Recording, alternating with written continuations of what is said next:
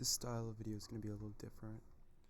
I'm just going to be mostly going over when there's story happening or a focus that's central to the plot of the reunification and lore of this country. So it should be shorter than that mess of a first video I made. And maybe that'll be a little nicer. And so it's mostly just going to be me reading though. So if you don't like that content, I probably would just skip this kind of video. The story of the Principality of Kamarov is the story of one man. Kikule Krylov served as the chief of staff of the 62nd Army during the Great Patriotic War, leading it through some of the largest battles on the Eastern Front. No matter what Nikolai tried, every major engagement his army took part in ended in disaster. By the time the Union collapsed, the 62nd Army had already fallen apart. Krylov and his clique of officers fled east, eventually finding themselves in the newly founded Central Siberian Republic. There he was in charge with defeating the Siberian Black Army, who dealt him yet another humiliation on the battlefield. The last straw was when one of the closest lieutenants betrayed him and seized the city of Krasnoyarsk. Unable to cope, Krylov's psyche shattered. When his subordinates next saw their general, he was a changed man. He announced that he had experienced a revelation. He was the heir of Rurik, first of the Tsar of Rus, and it was his destiny to reunite Russia. The newly crowned Rurik II quickly drew significant attention as men flocked to his banner. Drawn by promises of loot and his unusual ideology, Rurik II is not like the monarchs of old. He has promised to be the Tsar of the Soviets, defending the proletarian revolution as the king of the workers and peasants. What? He has denounced Christianity and condemned the Romanov dynasty of its traitors to the Russian people. No one knows what a Russia reunited by Rurik would look like, but at least all of himself. But as the Tsar prepares for war, the world may soon find out. Okay, and I'll just make cuts when it's time. It is no surprise that many defeats suffered Russia, broken spirit of their people, Siberia filled with nationalist warlords, Red Army remnants, fascists, and Kamarovo. Originally a part of the Central Siberian Republic, the Siberian Wars was any semblance of order crumble. And when proud men raised their own flags over the cities, declaring independence from the central government, Major General Nikolai Ivanovich Krylov secured a fiefdom for his cause. The Kingdom of Siberia follows an odd doctrine, mixing socialist elements and such as labor unions, but mixes them with ancient aesthetics and a market economy. Indeed, General Krylov now styles himself as Rurik II, in honor of the Viking who had founded the old state of Novograd. His followers are mystified as to whether the cruelty of Russia has finally broken the man's sanity, or if the entire act is a desperate gamble to gain public support. He appears erratic without clear cause, revival of the old Russian Empire. However, his actions are guided by his two children, Crown Prince Yuri and Princess Lydia. The former has gained positive reputation with the peasants as a reformer and populist, while Lydia is becoming popular with the military and Kingsguard. There can only be one successor, however. Neither child will let the kin stand in the way for the crown. Okay, so I have to choose between them. Age of Darkness. Yeah, I get it. Siberian Black Army. Central Siberian Plan. Yeah, that makes sense. Onwards.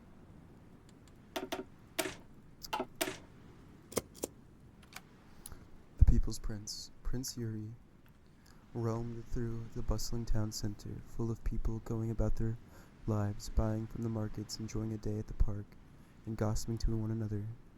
Yuri enjoyed coming here and being around all the people who were just going about their daily lives and enjoying what they can. It was somewhat calming, and a good break from the throne room and his cynical sister. There was something off-putting, however. Wherever Yuri went, there was a sense of fear. Fear of bandits, fear of raids, fear of invasions from the other warlords, and fear that their family wouldn't have enough to eat at night. It was there and almost everywhere Yuri went. The people couldn't live like this, Yuri thought. All the dread and despair deep inside everyone was unbearable. Every time he went to visit the town, he felt like something had to be done, anything to improve the people's lives, at least somewhat. What was he thinking? He was a prince. If someone could do something to help the people, it was him. Sure, his father didn't seem to care a lot for his kingdom, but from what Yuri saw, it wasn't enough. More had to be done. If Kemerov were to be the grand kingdom that cared for its people, the people deserved better. I think I'm gonna go through his path. I want to do a less cancerous path than I did last time. That stuff was kind of sad. You're not sad, but like just depressing. Freaking Aryan Brotherhood assholes. So this is for the princess. The wolf princess prowled through the halls of King Ruok's court. Princess Lydia enjoyed watching her father make decisions. A ruler had to be decisive. A wrong decision could turn the entire empire upside down. Monarchs were the best for laying down the law of the land, and they knew how to use their authority. Ever since the end of the wars in Russia and Siberia, the Krylov family had changed. With their father carving out a fiefdom in central Siberia, the entire family now had their own ideas on how to fix Russia. The princess felt the best way to lead the kingdom was with a strong autocrat. Prince Yuri, on the other hand, thought the best way to follow were the opinions of the people. Where he was idealistic, she was pragmatic. Where her brother was a pacifist, she was militaristic. Ironic considering her past as a nurse, but necessary in the new order of things. Her brother didn't understand the world they lived in. Did he really think all the enemies that surrounded them would just hand over control to their father? No, and that's where Yuri would fail. Her goal wasn't to sit in Kemerov and try to grow more food for the people while bandits continue to raid farms and murder their owners. Her goal, their family's goal, was to reunite Russia. Only then could the people be fed and their lives be improved. Russia could not be made whole if they couldn't make some small sacrifices. Lydia had to just make sure her father made the right decision. After all, the ends justify the means. I do think it's probably the better path overall, but I don't know. Again, His Majesty's you know the word. To call General Nikolai Krylov, or Ruok II eccentric, was perhaps the largest tongue twister, my bad, understatement in the whole of Russia. He woke in the early hours of the morning, before anyone else in his household, was constantly drunk, and shied away from the loud noises. He spoke softly yet firmly, and seemed exactly of sound mind, even while addressing himself as Tsar, or firmly insisting he be called Ruok II to everyone who called him General Krylov by his old name. Occasionally, the servants mused amongst themselves about the king while he roamed the palace or resided on his throne. Was he truly mad? Was this what the horrors of war brought? No. Others argue the general is merely putting on an act to confuse and bewilder others. Yet all of them knew. The others had no concrete answer. The Tsar certainly gave none. What of it then? If they were following a lunatic, he was a benevolent one who treated them well. If they were following a man talented enough to put on such an act, then clearly they were working for one of the greatest minds in Siberia. These thoughts at least put them at ease. Ease, as the breaks ended, or the Tsar called for them. Yet the question still lingered. A strange man for an even stranger land. I'm sorry about all the tongue twisters, not tongue twisters, but the misspeaking. I don't usually misspeak, but I think I'm just not good at reading out loud. I know the words in my head, I just can't say them out loud. I really don't know which path to go, though.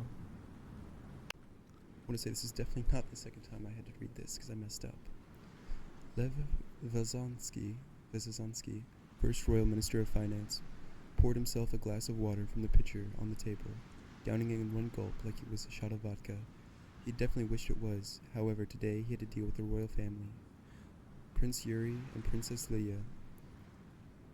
They mistyped Price Yuri. Were all accounts upstanding people of their own, but when put in the same room, they were as dangerous as a combination as nitric acid and glycerin. I don't know how to say that word. How dare you insult the royal unions like that? If you weren't my sister, I'd have you thrown in prison for that. Oh, please. They're economic poison. You only stand by those idiots because their support is easy to buy. If you ever want any hope of improving our economy, what we need is someone who actually studied finance and didn't spend all their day learning how to stitch wounds. Why you? And basically, I'm going to be supporting His Highness's proposal. There should be another one popping up real soon. Yeah. The throne room. Wolves in the throne room. The throne in the throne room sat empty as the two wolves circled each other, baring their teeth with eyes pointing daggers at each other. King Rook had decided to take a short break, leaving the prince and princess without their king. What once was a peaceful throne room had been transformed to a battleground. Just as Rook walked out the door, "You have no care for the people," Yuri cried.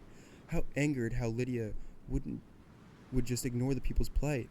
All you want is the powerful to gain more power and crush your own subjects. Do you have no empathy at all? How do you think the kingdom is supposed to run, brother? Lydia replied cynically. It's not like we can magically rain down wealth and equality upon every subject. This isn't your dream world, Yuri. Get over it. Of course it's not, Yuri said, starting to get angrier. He knew Lydia liked it when he got angry, but didn't care. However, we can't ignore what our subjects are going through every day. The poor are starving in this bandit-ridden wasteland, and you don't care. Oh no, Yuri's little friends are outside in the plaza, are hungry. Whatever will we do? Lydia replied with a sarcastic tone. Yuri stared down at the floor, glum. We really are polar opposites, aren't we? Lydia laughed. You finally got something right for once. I recorded that time. I did. Thank you. This one was the first one. Life under the king. Ivan had lived in Komarov for as long as he could remember, and during that time, he had seen the rise and fall of the Central Siberian Republic and the chaos that followed. Ivan had come to expect the unexpected during his many years as an industrial worker, but not even he could expect someone like King Rook II to take charge. The king, long may he reign, was certainly a strange one, especially considering that Ivan remembered the times he used to call himself General Krylov and would stagger out of the old Gorkum headquarters to give slurred speeches about traitors and mutiny. Despite the king's many eccentricities, old King Rook II seemed to be a good man to follow. He hadn't done anything malicious or harmful to the people like Ivan so far. In fact, he seemed to be really dedicated to taking care of Komarov's people. He made sure that the common man felt safe and protected, which Ivan had thought impossible ever since the Huns took Moscow. His outfits and palace might be a tad odd, but when he gave a speech, even a weary old man like Ivan felt in awe. Ivan even felt like King Rook's strange little regime had a decent enough shot of liberating Russia from its many fractured rulers. If King Rook ended up ruling all of Russia, why Ivan felt like that wouldn't be so bad. Long live the people's king. Old soldiers. Tapping his finger impatiently on the table he sat at, Rook impatiently awaited the appointment time. He was about to get up and leave when he heard the sound of approaching boots and looked over in their direction to see old friend Alexander Shestov. Finally, there you are. My sincerest apologies, Rook. Shestov spoke softly and calmly, as though without worry, and sat and took a seat at the other's end of the table. Drilling the men took longer than I thought it would. Yes, well, you always have been very dutiful, haven't you? Even back in those simpler times in the Red Army. Flashing an amused smile, Shestov nodded. Yes, I suppose I have been, haven't I? And now that I serve you, it is my pride to work even harder. Though he had made an attempt to hide it, it was clear to Shestov that Rook wasn't really listening. Is something wrong, Rook? No, it's nothing, I assure you, Rook said hurriedly. It's just, do you ever miss being in the Red Army, Alexander? Despite his best efforts, Shestov couldn't agree. couldn't discern what Rurik was feeling. Honesty would be the best policy then, he decided. On occasion, he admitted, I can't say I feel anything either way for the ideology, but they weren't all wrong either, and those were happier days for almost everyone. I would think it's perfectly normal to miss them. I see, Rurik said, letting out a long sigh. Then, that's all I needed to hear. That from somebody else. Thank you. Anytime, my friend. Let us remain friends, Alexander. To the end of our days. Oh my goodness, I misspoke so much on that. I'm so sorry. Time to start a border war. Hopes of a prince, such as kingdom of equals. Prince Yuri stepped up in front of the Sobor, clearing his throat. And a Sobor is basically like almost kind of like Congress, but smaller, I think. Before the speech he was about to make, fellow people of this great kingdom. Oh no, it's more like a public speaking where you speak to the people. Okay. May you be nobles, priests, or commoners, I welcome you. As you know, the current state of Russia is not ideal. Poverty and banditry are rampant, and starvation is the norm. Warfare has destroyed what were once great cities, and will continue to do so. Yuri began to speak louder, more energized than he ever had felt before. This cannot go on. Something has to be done. The people of our kingdom cannot continue to live in impoverishment. That is why I believe everyone deserves equality under the king. Life and fear and terror is not the way to live. If we are to be a modern kingdom, we need to follow new ways. The welfare of the people must be assured, as king and his government cannot ignore their own citizens. Yuri looked around the room to see the people's reactions. Were they happy, eager even? It was hard to tell. So Yuri continued, that is why I hope this realm will become a better one with a parliamentary democracy, where everyone can have their voices heard, and the king can act on the will of his subjects. Those are my hopes and my dreams. Let us work together to make them come true. Truly a man with the people at his heart. Oh, well, we're gonna do this. He is like this is making me like, I want to like start reading not reading, but voicing some more stuff like this. So, in the focus, since I know this is an event, but I still think it's necessary, that the prince is gonna bring life to the Zinsky Sabor, which is basically just a parliament used back in like medieval Russia, somewhere close to that at least. But it was to give the people a voice, basically. It was an event. The persistent urging of Prince Yuri has finally gotten to King Rurik, and the power of the Zinsky Sabor has already seen an increase. While not limiting the power of Rurik much, the voices of the people in government affairs has greatly increased. Now Rurik has the opportunity to hear the opinions of his subjects even more, and it's safe to say the kingdom is slowly moving towards democracy. While this does give more power to the common people of Komarovo, they added power also increased the influence of the nobles and priests as well. The common people may be able to voice their opinions now, but the rich nobleman now has an opportunity to use his influence in other means. The reformed Sobor may not be perfect, but in Yuri's mind, the more voices the people have in government, the better. And while Yuri may be satisfied for now, there's still much the prince wants to see changed for the kingdom can become even better place for everyone. Now was just the beginning of a new kingdom, a better kingdom. There's still so much to be done. I finished our realm secured. The Krylov were not your standard run-of-the-mill family. With two siblings like Yuri and Lydia, how could it be? Any discussion between them was bound to lead to disaster, bringing the whole family together.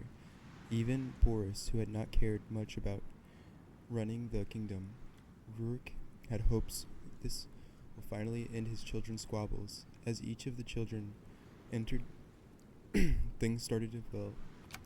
Rurik decided to steer towards something all of them would enjoy, the unification of Central Siberia under him as king.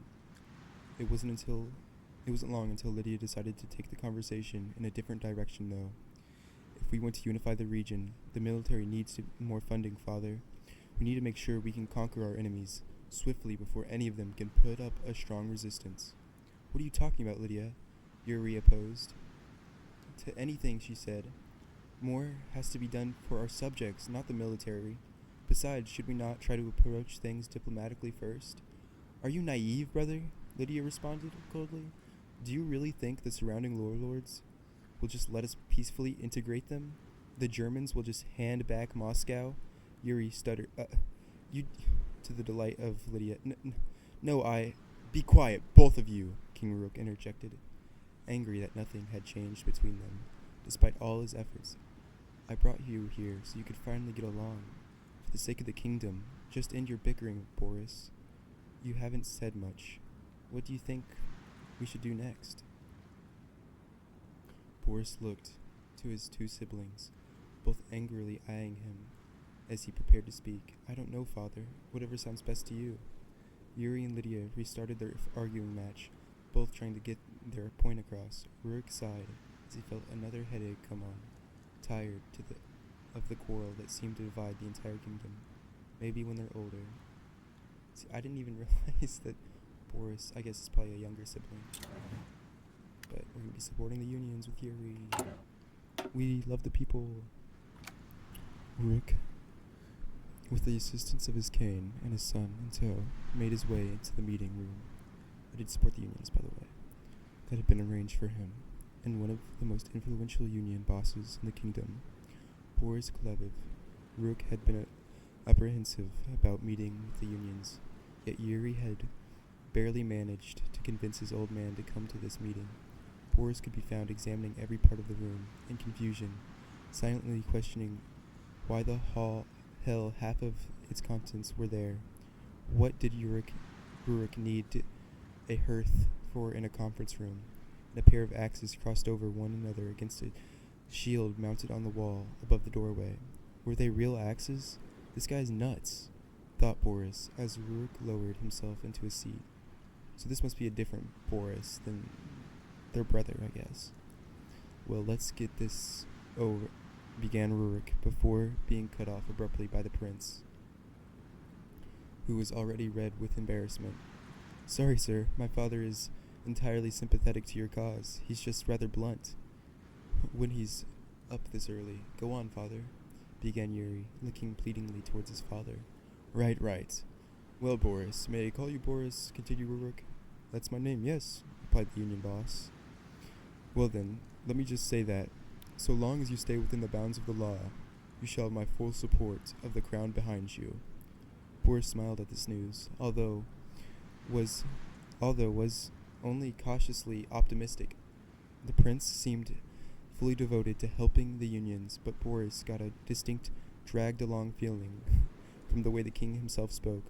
What exactly do you mean when you say support? You will be granted more rights as workers, and your unions will be able to operate as they wish within the confines of the law. Should businesses infringe on said rights, it will be considered a crime, and they will be punished as the kingdom sees fit. Hey, that's a hell of a lot better than the other deals I've been offered. Let's get down to the specifics then, shall we? Ya boy Yuri's the goat. All around the hall, the heady scent of jubilance permeated through the air. The soldiers of the King's Guard, mighty and of many privileges within their lands, their lord celebrated a great victory against the surprisingly deadly foes. In emulation of the traditions of old RUS, they had taken over a local watering hole in Komarovo to celebrate. Bandits were a constant plague within the corps of the Soviet Union, and on any other day, the death of another barely coherent rabble would be little concern to the King's Guard. This time, though, the bandits had fought more akin to the Soviet Guards regiment than any bandits' lord troops.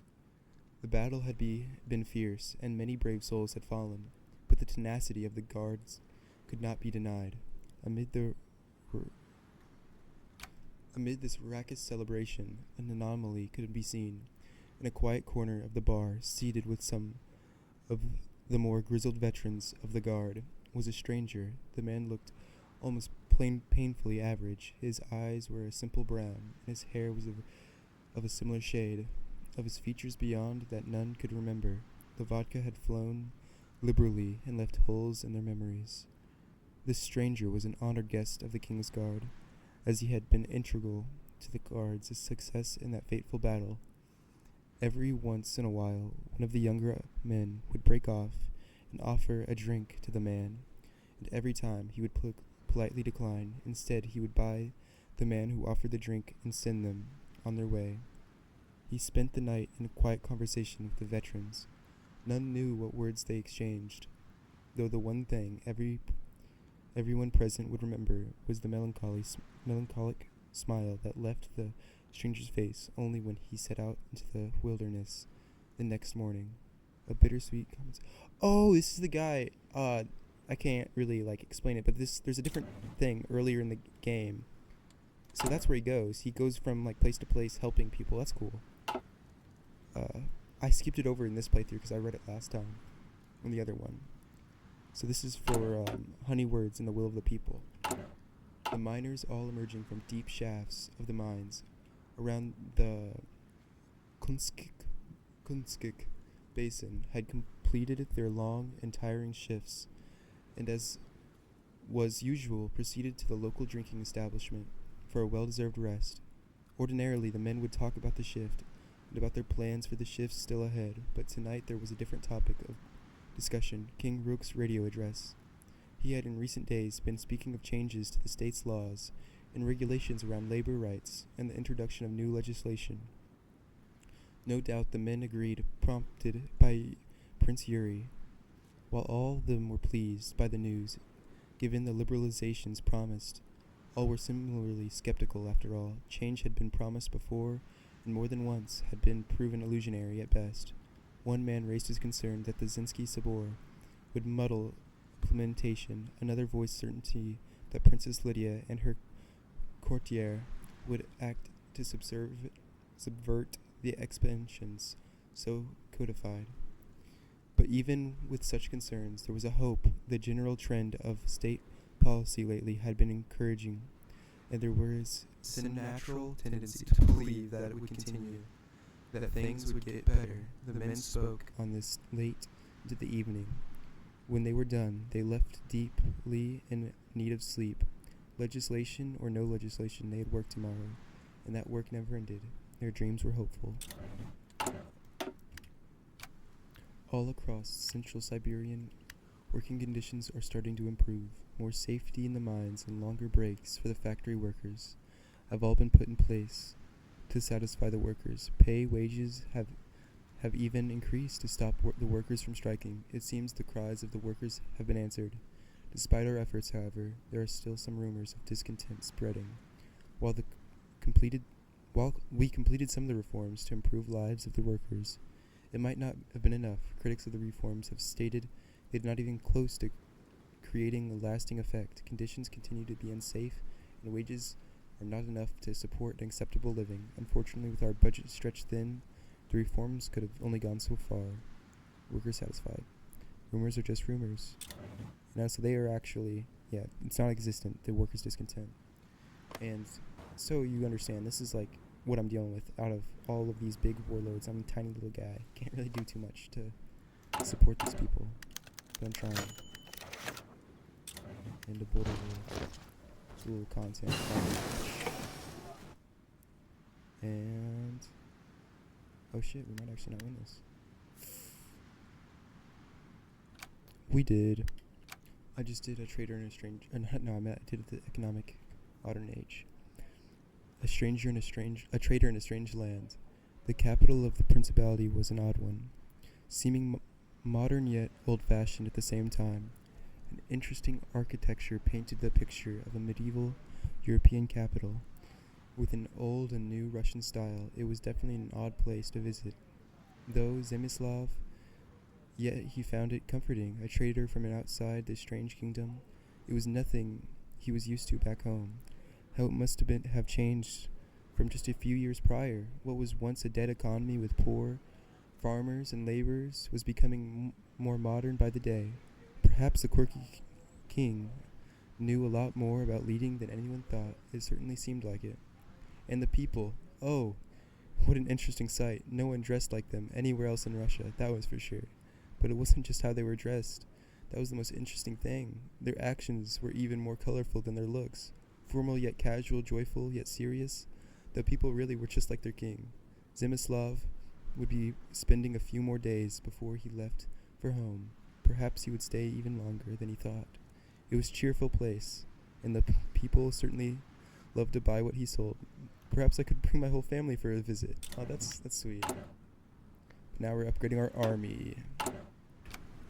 Move, you godforsaken dogs. Ivan barked at the cadets, and they ran through the obstacle course. Is this the best you can muster to defend your motherland? I've seen babushkas hold a rifle better than that. He blew a whistle. The exercise came to a halt. Fall in. The cadets stopped what they were doing and scrambled to fall in line, wiping mud off their uniforms and trying to keep their rifles clean. Ivan looked at the men inside. They were miserable, no doubt. Most of them looked like they were probably farmer sons used to hard labor, but not this much exertion for so long. He could see the resentment in their eyes, which he figured was a start. He'd rather have trained men who hated him than green men who adored him. Men, Ivan began, you may be wondering why I have you out here since dawn, with no food, and me breathing down your necks.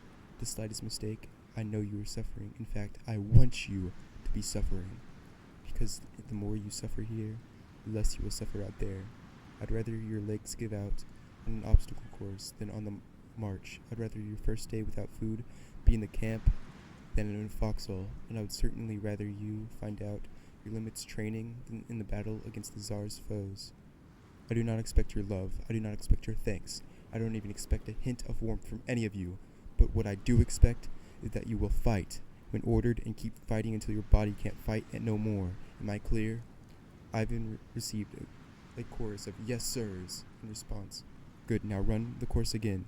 He blew his whistle and the men scrambled to the start of the course. Faster, you war sons, faster, your fathers would weep at the shame of the sight. Stood your life for the king. Ever since King Rurik had proclaimed himself as such, life in Komarov had been different. The medieval revivalism that had followed the establishment of his dynasty had resulted in some strange occurrences, such as the one now drew a crowd of curious and yet confused onlookers. A group of workmen, accompanied by several policemen and soldiers, had arrived and were approximately halfway through the painting of an enormous mural on the side of the building, overlooking a public square. The content of the mural was clear: join the military, but the artwork was not. For many in attendance, it reminded them of the standard practices of the old Soviet artwork, with their clear elements of socialist realism reflected in the depictions of the smiling and proud soldiers intended to be on display. For others, or perhaps for the younger, and with fewer and less well-established memories of the old Union, it was very different. The heavy lines and dark shadows, all oriented towards emphasizing a central figure in the almost religious light, all evoked memories of the medieval styles of the old Rukid principles that had been seen in museums, history books, and other such sources. The fusion was all agreed, at least interesting, if not particularly attractive. Of course, none would dare to voice such a perspective, not with the police closely watching, but the thought remained, to varying degrees, inside each of those watching, a fusion of both old and much older. Here's the last focus of this focus tree, on the warpath. With the prince and princess settled at least somewhat, King Ruk II has decided to look beyond the borders of Komarovo. Every king wants to expand the realm, and Ruruk is no different. The traitorous warlords, the anarchists beyond the borders, cannot be allowed to live any longer. It was time for Ruruk to bring stability back to Central Siberia. The military would have to be prepared for the invasion of our neighbors that had been defeated once before they came to Komarovo. Itself, it may be a challenge, especially for their small military, but with Ruruk at the helm, leading his men into battle like any king, should they see victory in the end.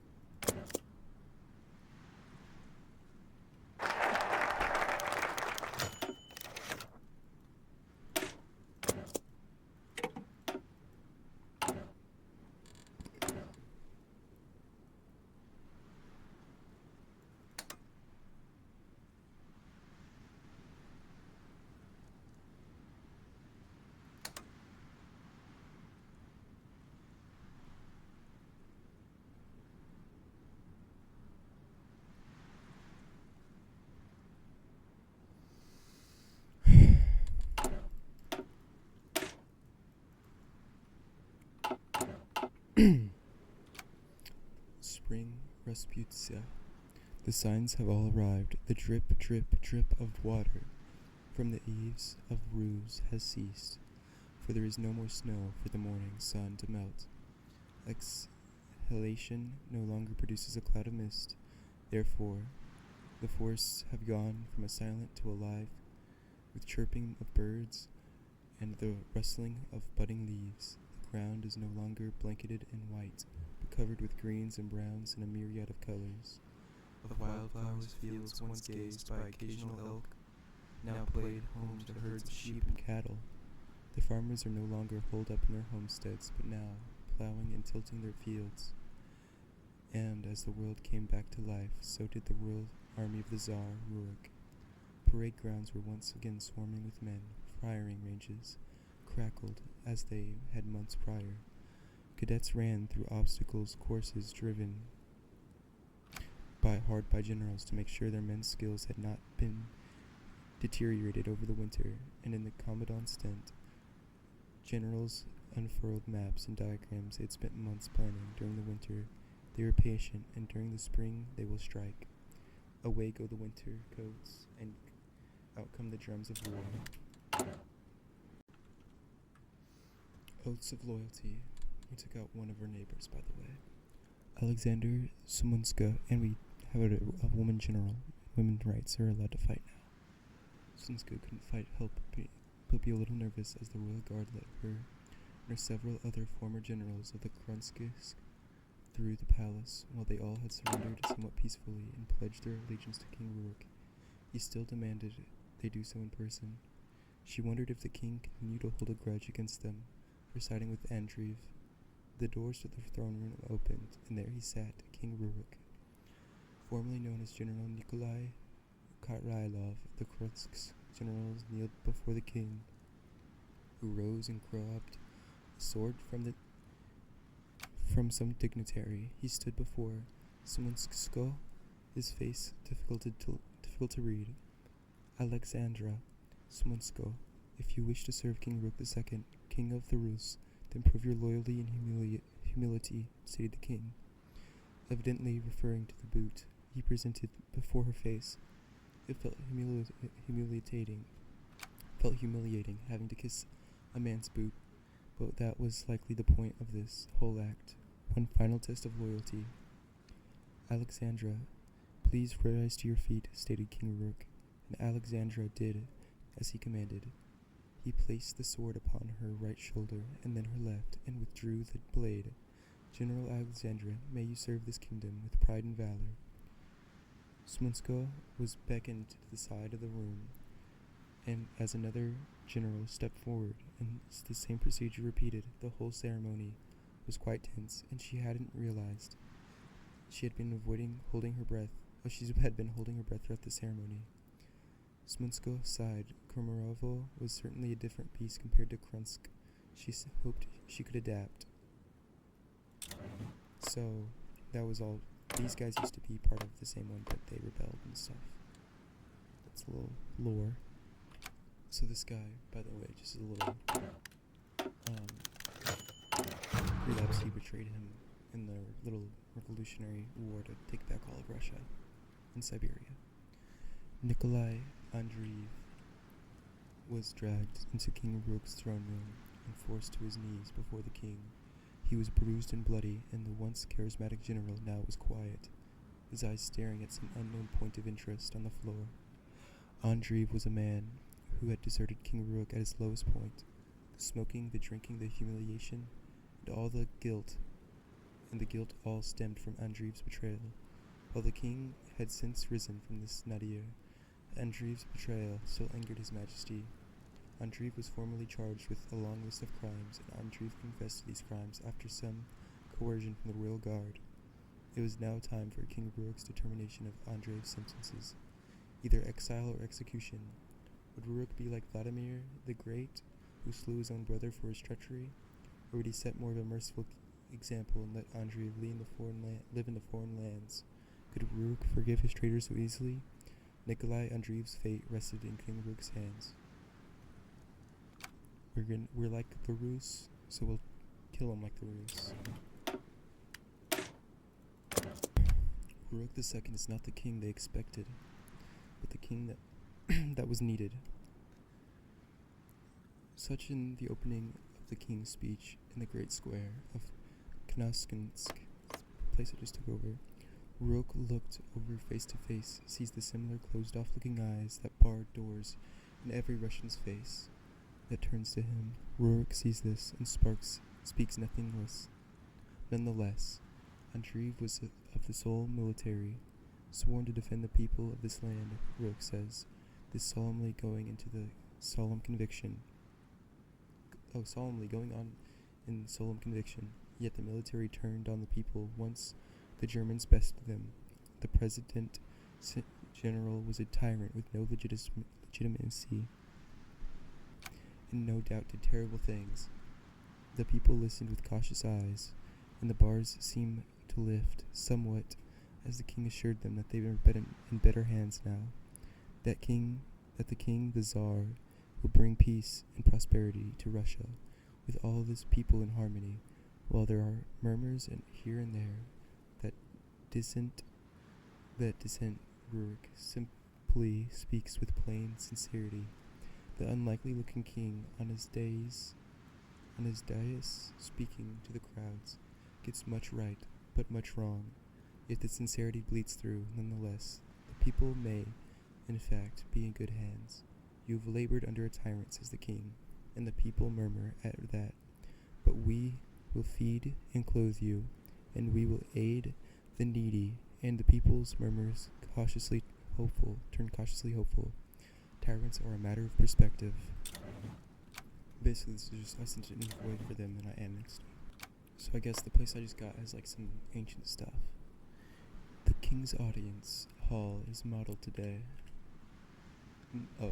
Modeled today on what is remembered of the Kremlin, the royal banner behind the great throne. On a plinth, the priests come into the room.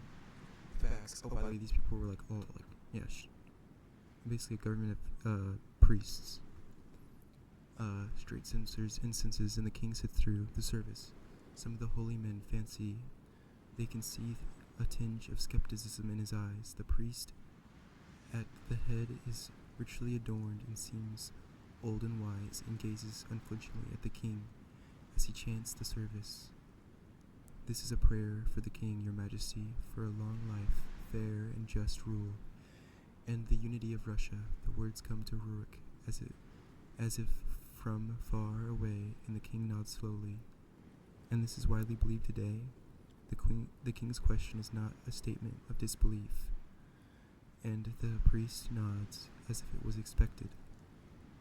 The truth of the church has survived, as it has ages before.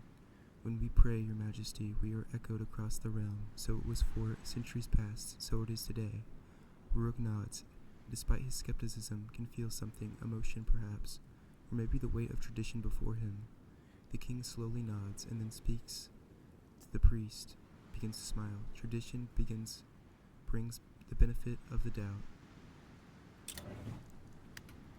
This is a cute little thing. But we're gonna have to fight the Siberian Black Army next. Let's go. I defeated the Black Army. Wait, you know what I mean. Let's try next. These guys, the Revolutionary Council. The King's Speech. Tsar Rurik strode across the stage with all the finesse and authority that his position commanded. His fur-lined cloak fluttering in the breeze, the microphone was set up and switched on, and the speakers scattered across the parade ground were silent, save for the occasional faint whooshing as the wind blew over. Turning to face the assembled soldiers, he did not wait before the launching into his speech. Subjects, loyal men, fellow Russians. His voice boomed over the speakers. The time for which you have trained is upon you. Your homeland lies sundered, divided between a hundred pathetic princes. They desecrate the corpse of Mother Russia. They cheer as they rape her body, smile as they bathe in her blood, and laugh as they feast upon her children. and they dare to do it while you watch. But we shall not. The soldiers were listening intently to Rurik's every word, 1,000 eyes boring into him. You shall not stand by. You shall take up the sword once held by your forefathers. You shall strike the foe before you, as we have struck the Tartar, the Mongol, the Cossack, and the German once before. You shall pry those who defile the motherland out of their lairs and cast them into the fire, and there shall come a day, God willing, when your valor and sacrifice unite Mother Russia once more. Hurrah! The fellows threw their fists in the air, mimicking their Tsar's cry. Hurrah! Hurrah! Hurrah! Hurrah! Hurrah! The Russian bear at last leaves its den. The Novosibirsk trials is one of the people I destroyed. As the persecution listed off, a very Exoxtus lived in various ways. He and several other Slavics had violated Russia's most sacred traditions. Alexander couldn't help but feel as though he had traveled several hundred years back in time. The judge, as well as the rest of the prosecution, were all dressed as though they were noblemen of the Kievan Rus. They spoke in a form of Russian that sounded rather old to him, antiquated. It felt as though it were some kind of reenactment of a long-past trial from deep within Russia's medieval history. I felt that the scene was so surreal there could have been a chance that it was all just an incredibly vivid dream. Unfortunately for the captive ace-turned-statesman, flying ace-turned-statesman, there was no illusion. Alexander, you are charged with countless infractions against the honor and dignity of the Rus. How do you plead? The Siberian falcon smiled wearily. If you were saying I am guilty of attempting to trounce your silly little renaissance fair here, then I suppose you're right. Just let me out of here so I don't have to listen to this farcical nonsense any longer. I would advise you to watch your words carefully, snake. Before we can find you in contempt of court, we hereby find you guilty of all charges. 20 years in prison.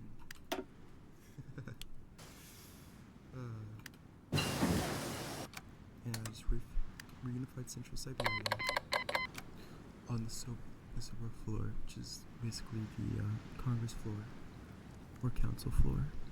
The conquest of the fiefdom of Novosibirsk has brought a great deal of resources to the kingdom, but with more wealth come more problems. No better example of this case, and it's the case of Prince Yuri and Princess Lydia, who have occupied the latest session of the Sobor, with an hours-long debate on how the newly annexed factories of Novosibirsk should be integrated into the rural economy. Esteemed members of the Sobor, I highly recommend that you reject my dear sister's proposal on accounting that her actions are killing the loyal working men of Russia. Lydia didn't even wait for Yuri to finish her sentence. Well, no, that would be his sentence. I call upon the Sobor to reject my brother's proposal. For following, it will kill our nation. We cannot afford to tie up our industry with red tape when we are surrounded by war. Better the men in the factories be a few kapap short for a few years. This is like food, short for a few years.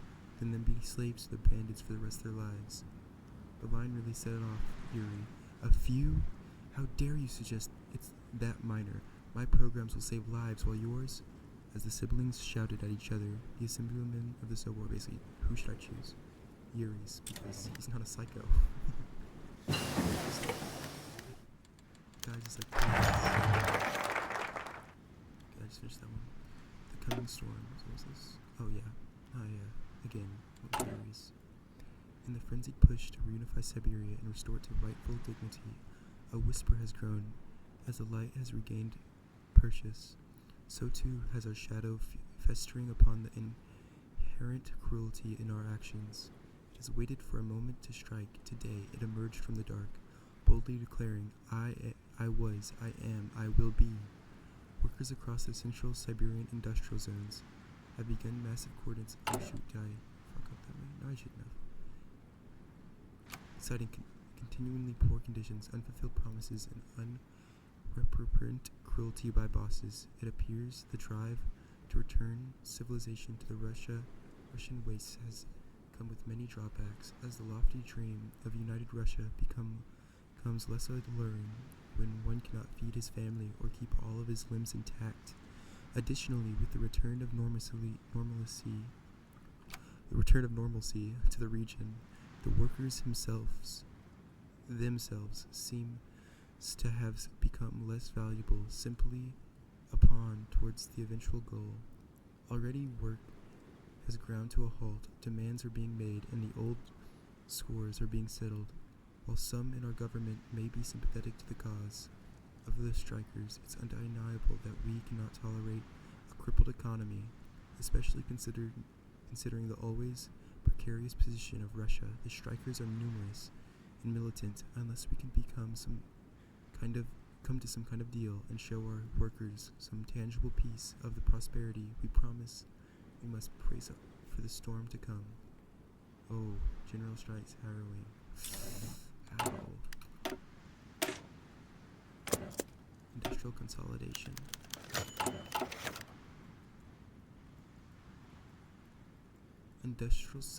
American supplies arrive, so it just, Americans be helping out. The patron of Tomsk. So that was just like a thing that was happening in general. Okay. So this is the focus I just did. This one. Prince Yuri of Komarov was assigned the title of governor of Tomsk. He quickly implemented his style of rule over the city. Yuri ruled with an even hand, opening up the city's administration to all members of society as long as they were qualified to do so. Prince Yuri also attempted to integrate as much of the former Tomsk police force as possible, so the citizens of Tomsk could trust those patrolling their streets. Above all else, Prince Yuri wished to embrace the cultural riches of Tomsk. Tomsk had long attracted artists and visionaries from across Russia, an artistic safe haven amongst a sea of violence and repression. Prince Yuri continued this tradition, sponsoring many artists and musicians and hosting numerous many exhibitions for Tomsk's art scene. With Tomsk having had a strong democratic tradition ever since the Central Siberian Republic of old, Republican sentiment naturally runs high in the city. In order to combat this, Prince Yuri created some elected positions within Tomsk's government, combined with additional sponsoring and funding of pro-RUS artists and politicians. Prince Yuri attempted to sideline Republican sentiment through peaceful means primarily, only using violence as a last resort. Long live Prince Yuri. So I guess there's about a bit of a reprising. I'm not really happy with the reforms altogether. 2 cups of tea. Welcome, Metavi. Sit. Rurik opened the door and let Metavi into his office. Fate had taken them in different directions. One to the military in Tomsk, one to the throne in Komarovo, but politics and warfare could not wear down the bonds of old friendship. Why, thank you, your majesty, replied Boshvizkulov, still clearly uncomfortable with the honorific. Rook laughed. Nonsense, Matvey, for you, I'm still Nikolai. He walked over to the samovar and on the end table and grabbed the teapot. Stop it, filling 2 cups and adding cubes of precious pre-war sugar. The following hours were filled with laughter while reminiscing about old escapades. Tears shed for old friendships long gone, and sobering silence as they realized they had once ordered thousands of their men to fight the others. At least, he said, said as he sipped the last of his tea, there will be no more bloodshed between our men. You have brought peace to this region, Nikolai. Rurik sighed, but not elsewhere. There will still be more battles, and blood and death shall be left in their wake. Such is the price of reforging our homeland. Russia is desperate. Matvey and her people need someone in whom they can place their trust. He smiled wryingly at his old friend. And who better to follow than the ghost of an old Rurik, given life once again? The last of the tea grew cold, and Rurik dumped the dregs from his cup into the fireplace as he stood up. So ends our conversation. It was a good talk to you, Matvey. Likewise, Your Majesty. Let's keep. Oh, damn it. Okay. So yeah, we're basically stabilizing Russia. We can actually get caffeine. And also, there's a call for an uprising. Comrades, unlike the assholes that run Siberia, I will not lie to you. The truth is simple, so simple. I don't need any fancy language to explain it to you. It is the truth any Russian child knows. There is something wrong with those that lead. You all know the men I'm talking about. Those that make promises, safety, promise prosperity, promise, what would they promise? They have been doing so since before the Great Patriotic War. Now within our country lies ruins, and our people scourge in the dirt. With what actions do our leaders take? They promise. I, for one, am sick of promises, sick of the lies, sick of the barbarism. So right here, right now, I'm going to be honest with you. I am not your leader. I never intended to be. I'm simply a man, as you are, who wishes for the cruelty to stop. We have an opportunity now to form a new Russia, one where each man is truly equal, one without leaders to get it. We will have to fight. However, the men of Central Siberia have nothing to lose. It is we who keep production flowing, us who ensures their bullets, bread, and steel arrive on time. In the name of all dead children, all the widows, all the crippled sons, to hell with their promises. Can you all just calm down?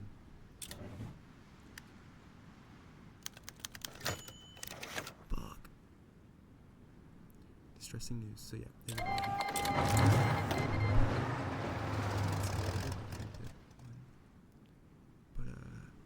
Hey, did I fuck it up? I don't know if I did it on. These guys want to kill us now, I guess. That was a really easy fight. I beat them. Are they bored still? Yeah. So this little uprising thing. I wonder if I could have played as them. They had content. I don't know though. I do know that I want to support my nation. So I was wondering why I couldn't build anything. I guess that is some terrible debuffs I get. So I have to wait until I finish these focuses. So this is just saying that, like, it's all united under him, and what shape will hold the new Siberian Grand Principality of Central Siberia. Focus is...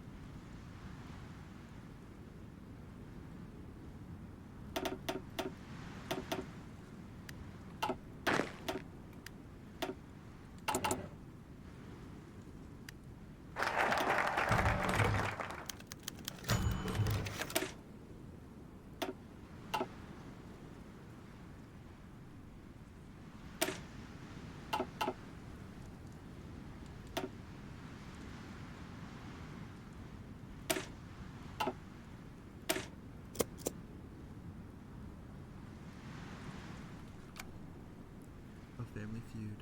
As you can see, Father, our domain now stretches from Tartarsk, the west of Bartarsk, to the east to Bartarsk. As you can see, Father, our domain now stretches from Tartarsk in the west to Bartarsk in the east. For the first time in several weeks,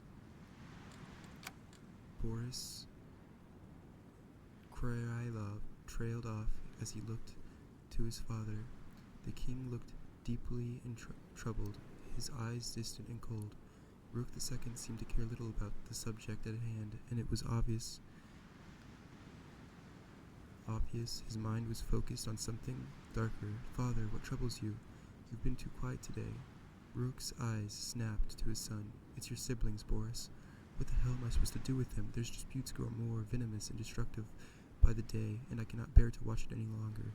Boris walked away from the map he had been presenting and sighed as he took a seat next to his father. The old king sounded utterly defeated. "I wish I could tell you, I was never one for politics, Father." "Politics?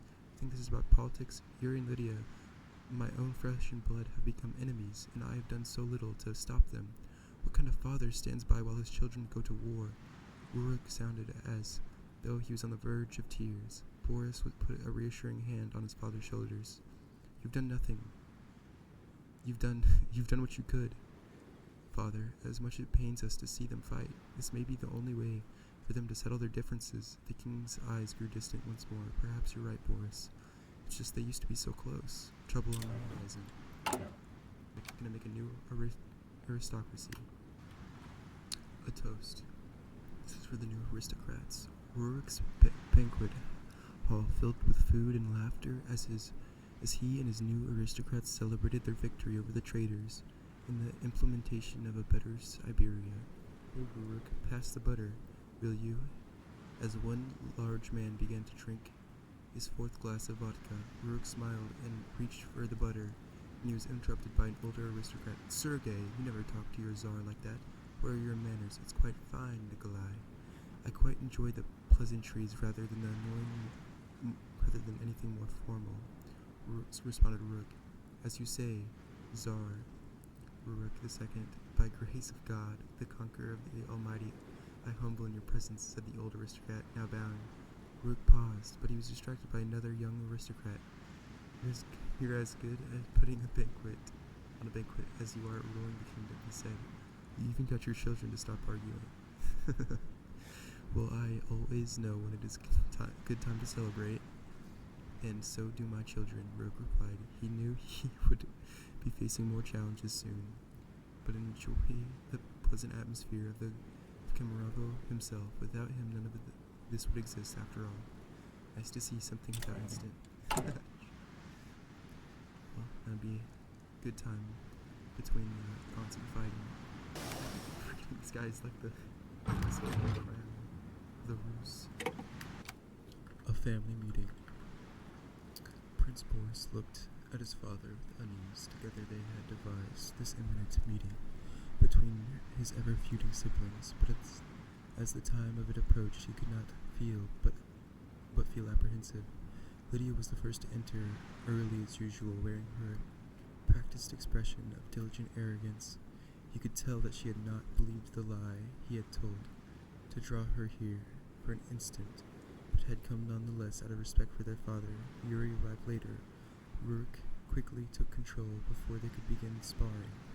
He had asked Boris to set this up, he said, because he was tired, both personally and officially, of seeing two more prominent children at constant and violent odds. It was bad for his health, he continued, and it was very bad for the stability of the state. Together with Boris, they implored them to come to an understanding. The room was quiet for a long, long moment before Lydia laughed, sharply and cruelly, and in that moment Boris knew they had failed. She did not have to do anything of the sort, she said coldly. As she had done nothing wrong, she had always acted in the best interests of the state, and Yuri needed to accept that. Yuri immediately retorted that he had always acted in the interests of the people. If she could not see that the state without its people was nothing, she did not deserve her position. The war of words continued as Boris looked desperately at their father, who only shook his head. Another failure. Shortly thereafter, Lydia declared the entire affair a waste of time. Instead, Yuri did the same, one of the few things he said that he could agree with her upon. They both stormed out a moment later. Boris and Ruruk exchanged a sigh. What else could they do? Yeah, they're just, him and his younger son just really trying to not get fucked over. So yeah, these are the main guys. Okay. Administrative grumbles. The non-royal members of the Zelensky and Sabor knew the moment they had entered the chamber that there was to be another showdown between Princess Lydia and her brother. The glowing, venomous, I don't know that word, looks that she shot across the floor were potent enough. They were not disappointed. The item on the agendas concerned the recruitment restrictions and desired qualifications for state bureaucrats, primarily as it concerned their social statuses. True to his roots, Prince Yuri favored relaxing or even eliminating them altogether, both in order to promote social advancements as well as to connect the ordinary people to their government in stronger fashion. At that, Lydia responded with her usual cutting, diversive laughter. The people, she proclaimed, were unreliable at best and brother killing me with these words I don't know. Insurrectionist. I do know this word, At worst, bureaucrats should be handpicked from the aristocracy, she argued, in order to ensure both that they owed their loyalty to the institutions of government and unlikely to have sympathies with revolutionary elements. The debate continued. As most expected, Yuri called his sister a tyrant and him a fool. Just Yuri, because he's... I kind of believe in him. People should be able to do that kind of stuff, no matter what background. This is basically showing, like, fashion stuff is going to, like, fur coats and, like, old medieval stuff.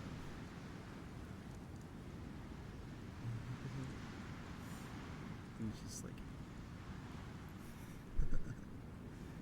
they're even, like, making stuff specifically like that, because it's popular now. Because the king. This is also not so important, but it's basically saying that there's a whole statement, a bunch of contradictions of like him in armor with an iron sword, but also the modern stuff from the Soviet Union in the year 1965. There's a big clash, but it's not really hurting anything. I'm also changing the taxation, so it's low income mode. The people share. It was a good day. This is from me doing that. So it was a good day, the delegates thought, when King was in attendance at the meeting of the Zimsky Sabor, primarily because it meant a decision would most likely be made, and there would not simply be an internal argument between his children. Today they quickly found themselves to be at least half correct. Rook, after opening the session and thanking all those there, announced that immediate imposition a number of welfare-based reforms upon the state, as recommended by Prince Yuri. Though Yuri was quick to stand and thank the king for the foresight he so clearly possessed, little attention was paid to him, for all of his eyes were on Princess Lydia, who, as her father's announcement has progressed, became increasingly still. Emotion they had learned was always followed by an eruption that soon followed. As her voice echoed through the chamber, the very concept was inexcusable, she cried, and by even recommending it to their father in the first place, Yuri had failed in his duties. The challenges facing the state were immense. She continued passionately as the resources were highly limited. Diverting those to social endeavors instead of the military and other security forces was not only short-sighted, but, according to her, borderline criminal. So yeah, she's authoritarian. It's like people should not have these things when we're going through such hard times, basically. Which I do understand, but at the same time, I don't think if people are going through good times, she would implement them.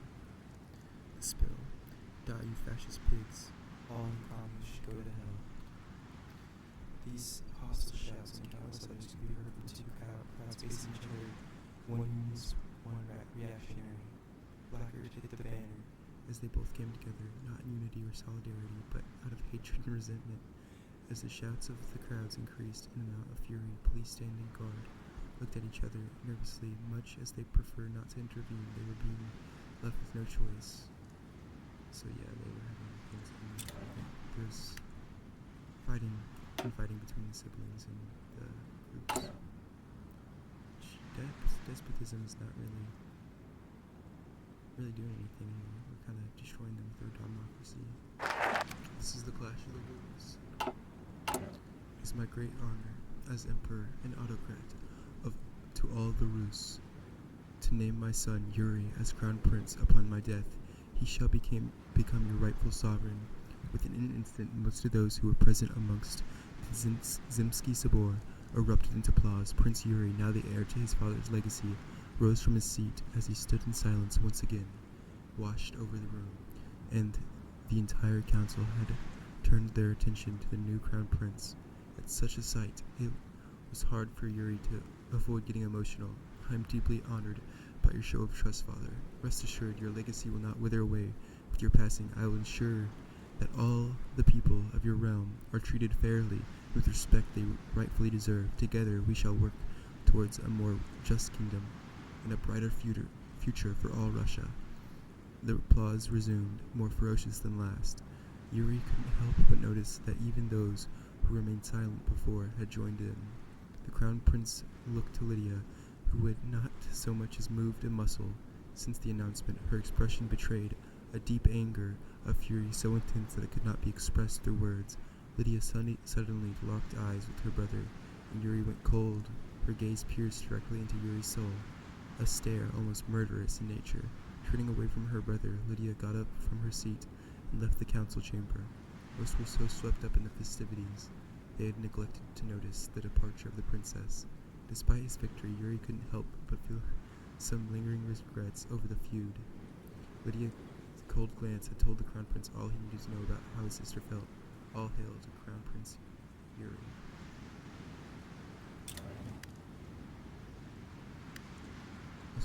We are an authoritarian democracy now. And Rurik is still the guy until he dies.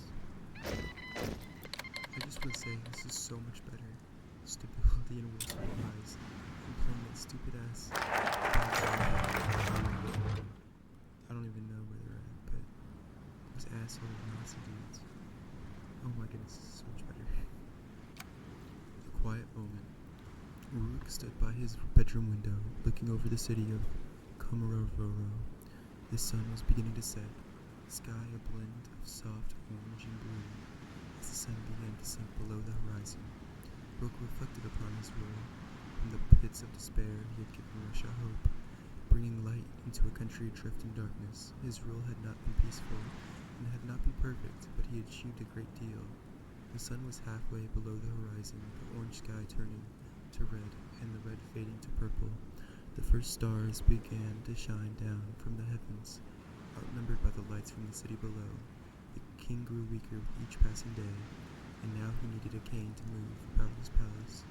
Rurik knew he would not live long to see Moscow freed. He would not live to see Moscow freed from the Germans who enslaved his people. He would have to leave the duty to his successor, his heir. He knew that they could succeed. He believed he had prepared them well. His child would lead his kingdom to greatness and avenge the humiliation the motherland had been put through. Nikolai chuckled, knowing that his children and the rest of the nation were so attached to the Rurik ideals, the mask he had eventually become. The sun had now become the horizon. Night had fallen over the motherland once more. King Rurik turned away from the window and returned to his desk. The king still had so much work to do. Only in darkness can you see the stars.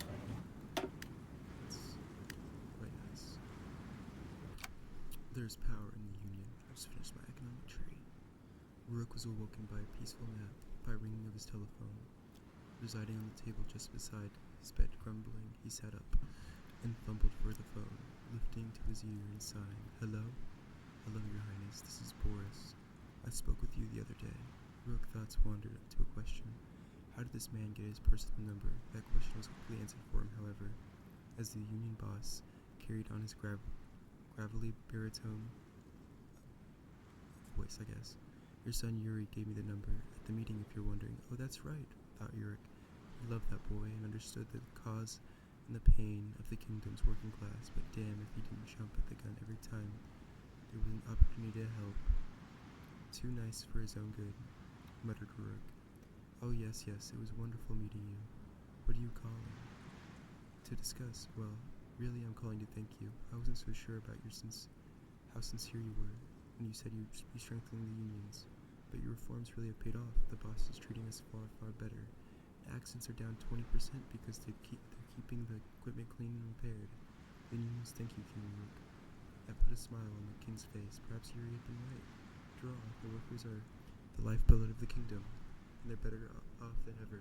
Following a short exchange of goodbyes, Rook put down the phone and laid his head back into his pillow, and one thought to his mind: maybe I should listen to Yuri more often.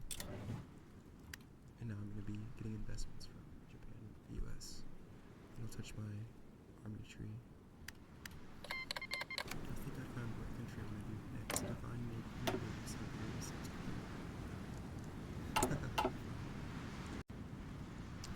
I skipped over unifying Eastern Siberia because there's no content. It was just me doing things. So I went to this first event. The flames. Crown Prince Yuri stared into his fireplace. The flames were the only source of sound in his quarters, which had fallen under a peculiar silence. Now the second most powerful man in the kingdom, Yuri had so much to think about. He had fought tooth and nail to secure his place at his father's side, and it had come at a terrible cost. Yuri couldn't stop thinking about the look Lydia had given him that day, and the Zinsky Sabor. It wasn't just a professional rivalry anymore. It was pure disdain, simmering hatred for the man who had deprived her of her destiny. Yuri achieved his victory, but did not feel relief he was expecting. He still had so much work to do. The people of Russia now looked to him for guidance, eagerly expecting Yuri to make good on his promises of reform. And the prince had no intention of letting them down. His efforts would begin as soon as possible, a Herculean task to reshape the kingdom from the bottom up. Yuri cherished the thought of creating a nation that genuinely cared for its people, but he wondered how many more enemies he was going to make before that dream would become a reality. The prince was committed to making things right. His father would rest easy knowing that he made the right choice. The people of the realm would rejoice once Yuri brought them the liberty he had promised so much. And perhaps he could work towards repairing the tattered relationship he had with Lydia. It was all worth it in the end. As he entered the meeting room, Prince Yuri prepared himself. The men inside had been some of his sister's closest allies, and even some of her influence I just did absorb the old guard. Some enormously diminished, they were still men of power. Heads raised to regard and greet him with proper deference. He remembered each face in turn, remembered how they had sat there, some nodding, others with dispassion, as Lydia had harangued him in the Zinsky Sabor. But it was a new day, and he needed their help, or at least their acceptance.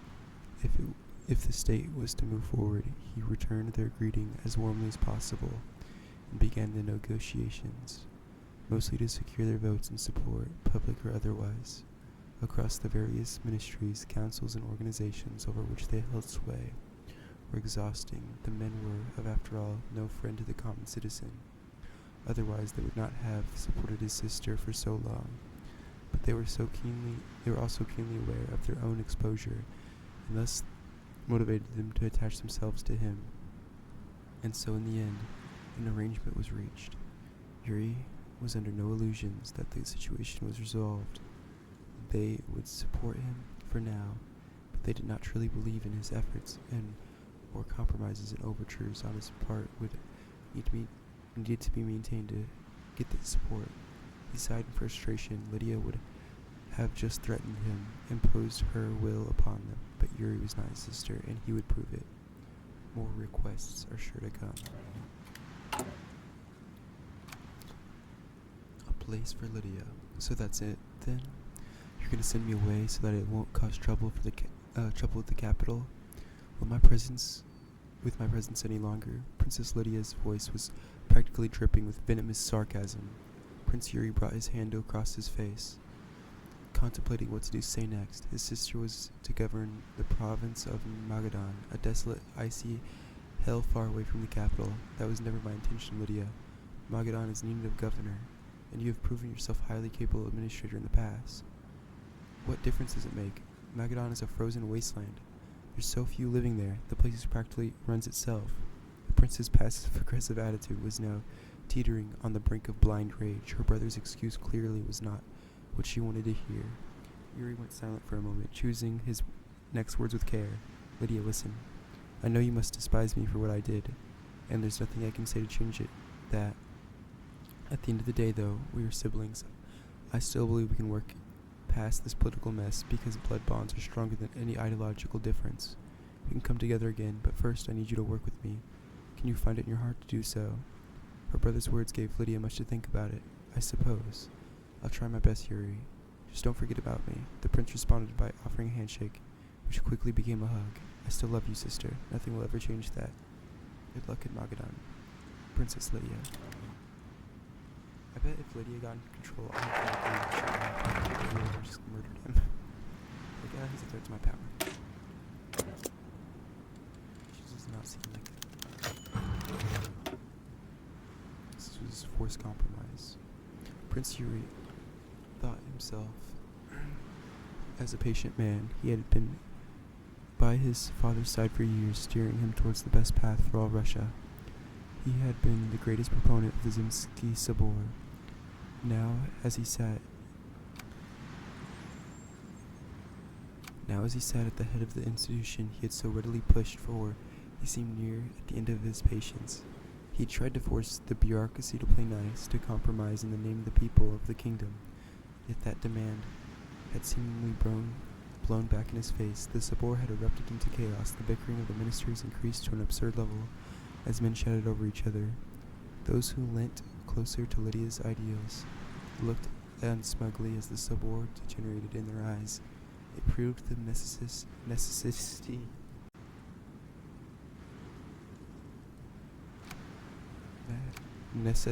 of his sister's methods. Yuri tried to bring order back in the council. He struck his gavel thrice. He was ignored. And then he got ignored again, basically. He felt his anger rising. He could not be ignored. He did not want to be ignored. He'd been so angry. The only thing that had made them this angry before was his sister. Finally, he could take it no longer. His patience snapped. Shut the fuck up, all of you. Sit down and shut the fuck up. His voice nearly cracked from the force of his yells. The bureaucrats and even Yuri himself were shocked into silence. The remainder of the session passed by in awkward quiet, but already he could see the whispers of the bureaucrats and the glances sent his way by his co-chair. He knew soon enough his outburst would be the talk of every bar in Siberia, and then even the lowliest factory worker could hear about it. At least they shut up. Something was different about the Zemsky Sobor today. The tone of the subjects being debated had been almost entirely positive in nature, and the members of the council felt entirely free to speak their minds. The ominous presence of the King's Guard was gone entirely. As the masked men who coldly stood vigil over the chamber were absent, an air almost warm in nature began to take hold in the Zemsky Sobor, far different from the intimidating environment it presented in the past. It is my belief that the formation of a proper political associations would go great lengths towards enduring healthy political discourse within the realm. With my father's blessing, I've already begun to work with several of my fellow council members to build the foundations of a truly democratic parliamentarian kingdom. For too long we have been lorded over our people. We were no better than slaves to royal authority. My friends, believe me when I say that we are on the road of creating a kingdom that serves the people rather than ourselves. Yuri's speech, unsurprisingly, was met with overwhelming applause. There was little opposition to his plans of reform these days. Most of the Zemsky Sobor had already been convinced one way or the other that the prince had their best interests at heart. As the clapping continued, Yuri glanced across the chamber at his sister. To the prince's surprise, Lydia had remained present through the entire meeting. Lydia had clearly not shared the rest of the council's enthusiasm, but did not appear to have a usual, quiet look of disgust. Yuri's heart sank as their eyes met.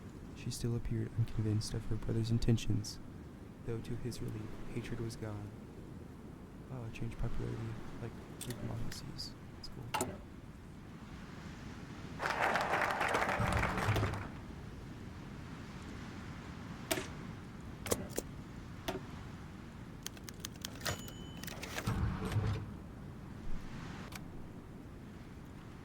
Princess Lydia, welcome to Magdon. Princess Lydia stepped off the train and looked over to Magdon, her new domain for the foreseeable future.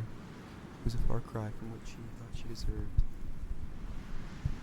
Even though her bitterness, however, she had begun to acknowledge Yuri's skill.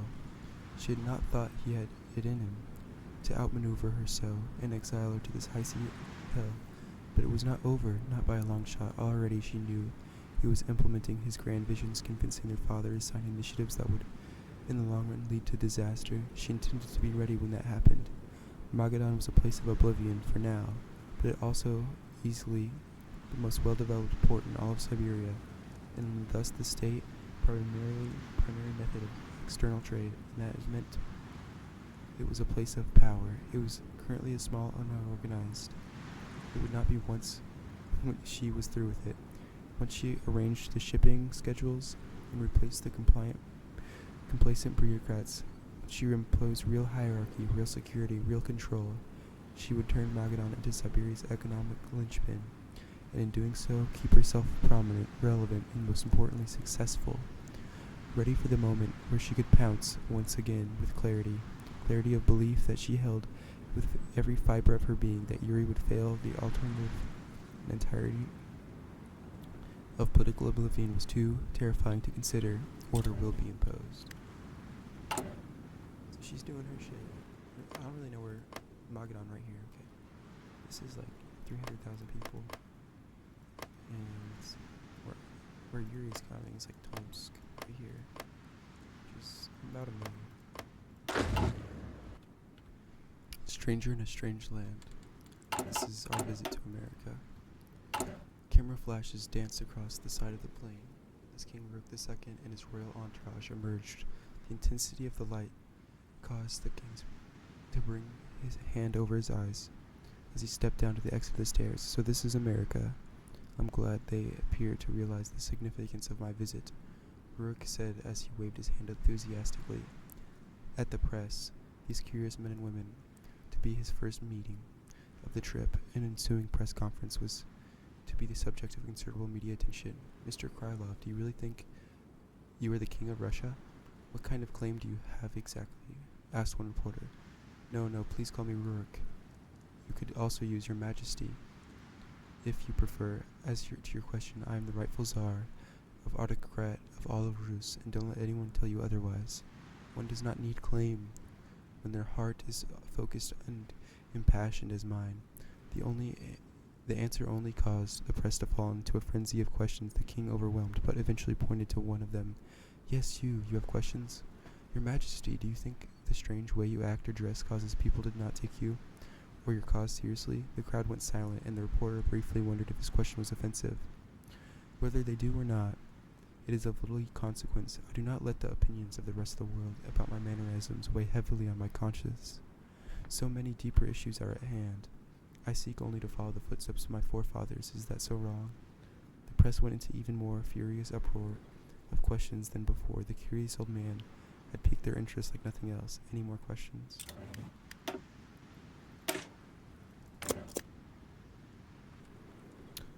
Elderly reflections. As he hobbled down the palace corridor with his younger son Boris, Rurik II could almost feel himself getting slower with age. The old king was not nearly as mobile as he once was, and found himself relying on his cane much more often. I do not enjoy being old, Boris, not when there is so much left for me to accomplish. I fear I'm running out of time. Boris looked over to his father, an eyebrow raised in concern. You shouldn't speak of such dark things, father. We've already done more than enough for Russia, for all of us. The king went silent for a moment. Boris, what do you think of your brother? Do you think he'll be able to finish what his father started? Yuri, oh father, you know I don't like politics. The hell with that nonsense. I want to hear what you think, Boris. Very well, fine. I think you made the right choice, father. My brother's an eccentric, passionate, and seems to have genuine care for the realm and the people. I personally think he'll do a fine job, even if he sometimes lacks subtlety. I gave Rook genuine happiness to hear that at least some of his children seem to hold the other in higher regard. Of course, he tried his best not to show it. Rook and his son seemed to be in agreement the kingdom was in safe hands. Yuri would surely see to that. The king knew that his glory days were now behind him, and that it wouldn't be long before his time was up. At the very least, he could rest easy knowing that Yuri would continue his dreams.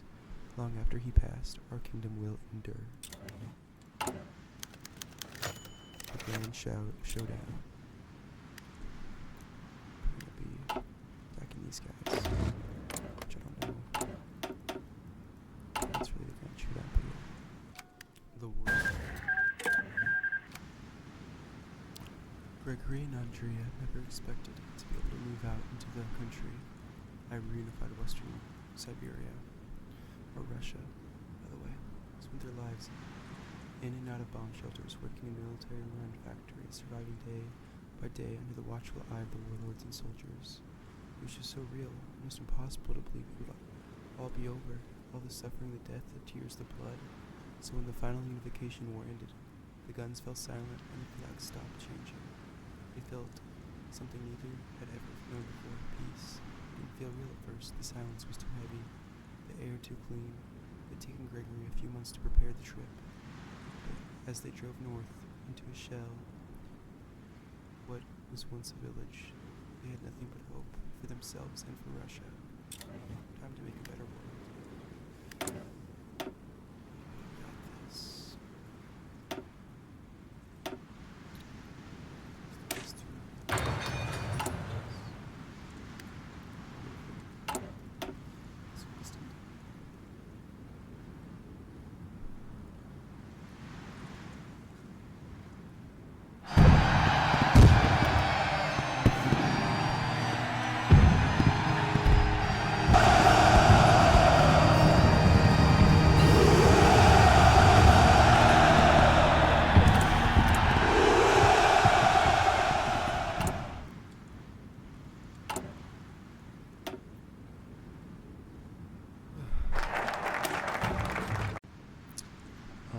This is the end of this video.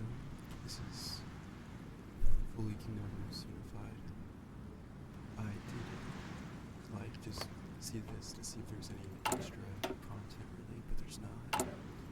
This is the same path basically as the previous path. All the Russia unifications just end up this way. At least the ones I've played so far, which is 2. So I just see like look for any events that goes on. So thank you if you watch this video, and